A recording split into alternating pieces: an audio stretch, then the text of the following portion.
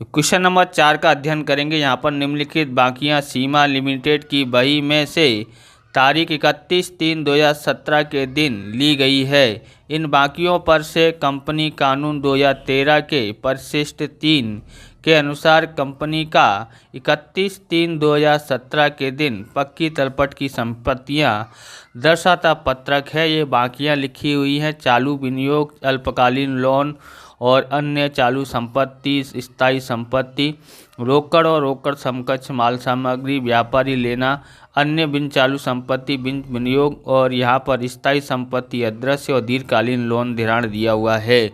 तो सबसे पहले हम लोग क्या करेंगे, शीर्षक उप शीर्षक में पहले लिख लेते हैं, उसके बाद लाइन से लिखते जाएंगे। पहले आपको यहाँ से पता पड़ गया होगा कि ये जो है संपत्ति का दिया हुआ है, पक्की तलपट की संपत्ति का दिया हुआ है, तो इसलिए संपत्ति साइड का पहले हम लोग शीर्षक और उप शीर्षक लिख लेते हैं। तो यहाँ पर हम लोग देखते हैं सबसे पहले क्या लिखा जाएगा। सबसे पहले लिखते हैं यहाँ पर नंबर 2 डालते हैं, बराबर। ये नंबर 2 है, कौन है, रोमन गिनती में से डालना है। क्या है, संपत्तियाँ हैं, संपत्तियाँ, ओके, संपत्तियाँ हैं। उसके बाद ये है मुख्य शीर्षक। मुख्य शीर्षक इसमें संपत्तियां में कितने हैं, 2। एक है बिन चालू संपत्तियां हैं, ओके। दूसरा आता है चालू संपत्तियां। इसके अंदर कितने हैं, इसके अंदर है उप शीर्षक 4 उप शीर्षक है। तो कौन कौन से हैं, पहला है यहाँ पर स्थायी संपत्तियां, ओके। स्थायी संपत्तियां में कौन सी आती हैं, इसमें इस तरह से लिखना है, दृश्य संपत्ति। स्थायी संपत्ति में कौन कौन सी आती है, दृश्य संपत्ति होगी, उसके लिए कीमत लिख के लिए जगह छोड़ देते हैं। दूसरा होती है अदृश्य संपत्ति, ओके, अदृश्य संपत्ति हो गया।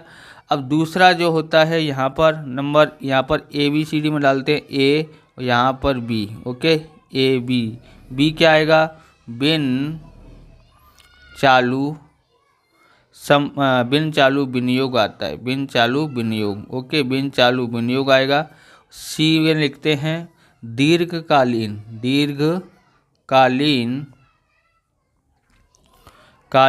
लोन धिराण।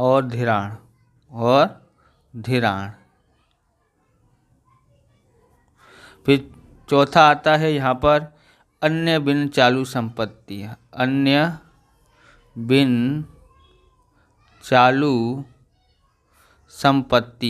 ओके।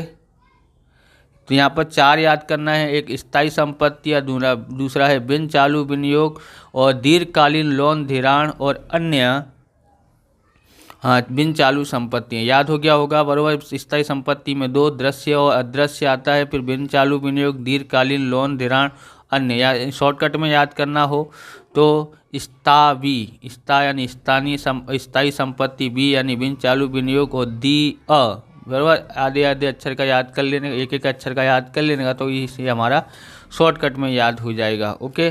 फिर उसके बाद यहाँ पर हमको क्या करना है, टोटल लगा देना है और टोटल यहाँ लिख देना है। अब हम लोग लिखते हैं दूसरा मुख्य, ये है जो नीले पेन में लिखे हैं, ये क्या है, उप शीर्षक, और जो काले पेन में लिखा है ये मुख्य शीर्षक है, और ये शीर्षक जो है पक्की तलपट के शीर्षक है। दूसरा लिखते हैं हम यहाँ पर चालू संपत्तियाँ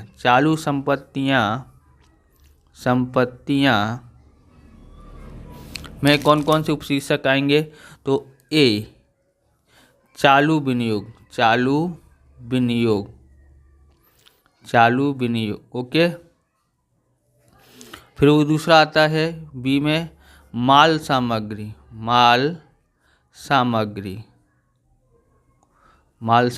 C में आएगा व्यापारी लेना, ओके, व्यापारी लेना। फिर D में आएगा रोकड़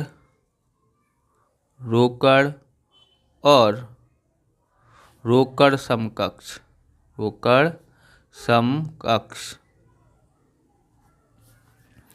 ई में आएगा अल्पकालीन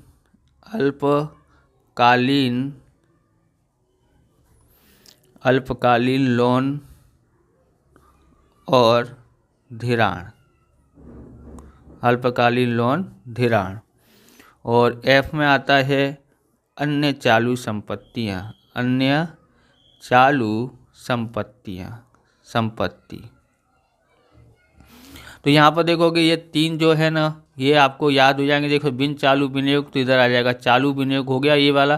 फिर दीर्घकालीन लोन और धिराण, तो ये याद हुआ है तो आपने यहाँ भी याद कर लिया होगा, अल्पकालीन लोन धिराण। ओके, फिर अन्य बिन चालू संपत्ति है तो अन्य चालू संपत्तियाँ आ जाता है। यानी कि ये आपको याद कर लिया है तो आपको ये तीन आपको यहाँ पर ए और ई और एफ में देखने को मिलेगा। यहाँ पर यही है माल सामग्री, व्यापारी लेना और रोकड़ समकक्ष, ये तीन और याद करना पड़ेगा।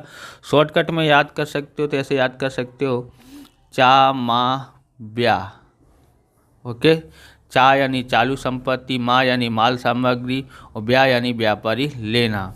फिर लिखा है रो ले अ, मतलब रो मतलब रोकड़ समकक्ष, और ले मतलब यानी कि लो लिखना है, रो अ, यानी रो यानी लोन धिराण, बराबर। और यहाँ पर अल्पकालीन लोन धिराण तो दीर्घकालीन लोन धिराण है, अ मतलब अन्य चालू संपत्ति है। इस तरह से आपको याद कर लेना है। 6 है दिए हैं, 1 2 3 4 5 6। ओके, अब आप वापस आ जाते हैं अपनी जगह पर। पहले हम लोग ये 4 लिखते हैं। चालू विनियोग है 12,000, अल्पकालीन लोन धिराण है 16,000, चालू अन्य चालू संपत्ति 7,200 और स्थायी संपत्ति में दृश्य संपत्ति है 5,60,000। इन चारों को पहले लिख लेते हैं। तो चालू विनियोग हमारे पास यहाँ है, कितना है 29,000, कितना है यहाँ पर 12,000 है तो यहाँ पर 12,000 लिख लेते हैं। ओके, चालू विनियोग कितने हैं 12,000। फिर अल्पकालीन लोन धिराण है, अल्पकालीन लोन धिराण है यहाँ पर है 16,000 लिखते हैं। फिर हमारे पास है अन्य चालू संपत्तियाँ, अन्य चालू संपत्तियाँ कितनी है 7,200, तो 7,200 हम लोग यहाँ लिख लेते हैं। ओके, फिर हमारे पास है क्या है स्थायी संपत्ति दृश्य, स्थायी संपत्ति दृश्य ये रहा, तो कितना है ये स्थायी संपत्ति दृश्य में 5,60,000 है, तो 5,60,000। ओके, लिख दिया है चारों को, आगे देखते हैं। सरल है, बस आपको फार्मूला तैयार करने की ज़रूरत है। ओके, अब यहाँ पर देखते हैं स्थायी संपत्ति रोकड़ समकक्ष 14,000 है, और ये माल सामग्री 46,000 है, व्यापारी लेना है 15,800 और अन्य बिन चालू संपत्ति है 18,000 दिया हुआ है। तो यहाँ लिखते हैं रोकड़ समकक्ष कितना है 14,000 दिया गया है, तो यहाँ लिखते हैं रोकड़ समकक्ष 14,000। ओके, फिर हमारे पास है माल सामग्री, तो माल सामग्री ये रहा, तो माल सामग्री कितनी है 46,000 है, कितना है 46,000। ओके, 46,000 है। फिर व्यापारी लेना कितना दिया गया है 15,800 दिया हुआ है। फिर हो गया है अन्य बिन चालू संपत्ति, अन्य बिन चालू संपत्ति कहाँ पर है, तो ये रही अन्य बिन चालू संपत्ति कितनी है, तो ये है 18,000। ओके, 18,000 है। उसके बाद हमने पूरा कर दिया है, 8 कर दिए हैं। 9वां देखते हैं, यहाँ पर है बिन चालू विनियोग है 26,000, स्थायी संपत्ति अदृश्य है 1,20,000, दीर्घकालीन लोन धिराण है 22,000 रुपये है। तो इधर है बिन चालू विनियोग कितना है, बिन चालू विनियोग हमारे पास है 26,000। ओके, 26,000 यहाँ लिखते हैं। फिर दिया है स्थायी संपत्तियाँ अदृश्य संपत्तियाँ दी गई हैं 1,20,000, 1,20,000 दिया हुआ है। उसके बाद दिया है क्या है उसके बाद दिया है दीर्घकालीन लोन धिराण, दीर्घकालीन लोन धिराण कहाँ है, यहाँ पर है, तो यहाँ लिखते हैं कितना है भाई साहब, ये दीर्घकालीन लोन है 22,000, तो 22,000 लिखते हैं। अब इनका टोटल कर देते हैं तो हमारे पास सवाल का सॉल्यूशन भी हो गया।